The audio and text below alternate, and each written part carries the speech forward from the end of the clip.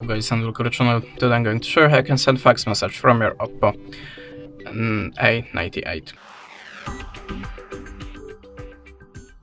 So in the first step, open the Play Store, then tap on the search bar and look for the fax app. Choose one of them. I'm using the Easy Fax, so we have to open it. Allow permissions to the notification or not, and add permissions to camera and other files is necessary. Now tap on the plus to choose the source of your document, like this picture, and if you're ready, click import.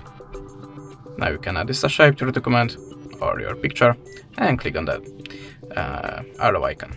Okay, now choose the filter for the photo to make it more visible for the receiver, and if you're ready, click accept icon.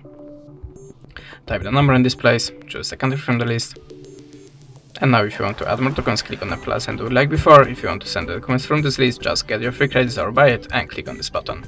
That's it. Thanks for watching, leave us a subscribe or a comment, and goodbye.